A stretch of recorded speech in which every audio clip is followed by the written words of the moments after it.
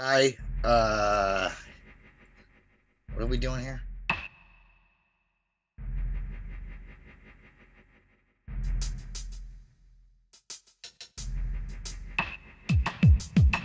Oh yeah. Um, I'm Kris Salvi, I'm Gabrielle Rosson. also known as Gabrielle Salvi. Yeah. Um, we're filmmakers, and we've been given the opportunity to answer a couple of questions here as filmmakers, as New England filmmakers, and I guess we're gonna go through that and answer these questions and interview each other, figure out what makes us tick. Yeah.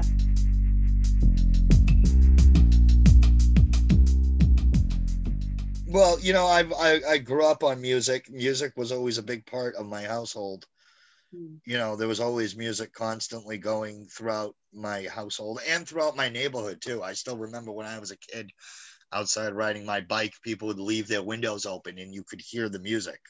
You could hear music from the adjacent apartments, on places like, not so much when I moved to Fitchburg, more so when I lived in Leominster when I was younger. We lived kind of like on a closed street, like Vine Street. When I lived on Vine Street, in Leominster, that was a predominantly kind of like close knit neighborhood. Mm.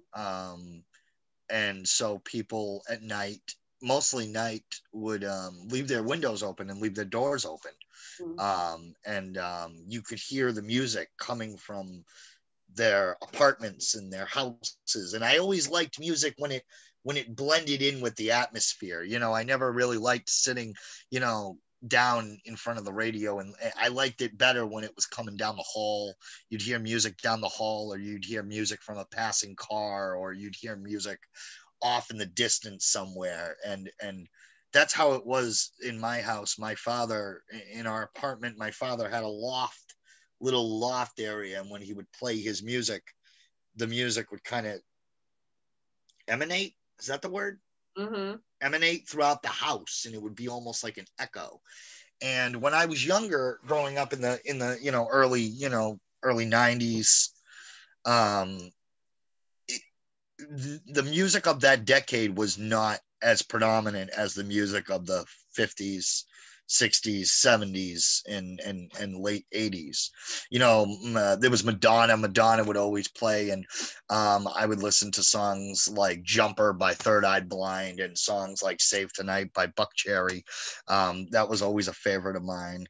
And the Macarena was everywhere, so you couldn't help but hearing that. And when Eminem first started popping up on the scene, always hearing Eminem. But none of that music is in your films. What? None of that music. No, none of that music is really in my movies, because it's like I said, the music predominantly in my household was the music of the 50s and the 60s and the 70s. That's the music my father grew up with, and by by I guess association, I grew up with. That's the music I heard. I heard a lot of the late 90s early stuff. What I'm saying about that music is that when you stepped outside of the apartment, when you stepped outside into the street played the modern day music.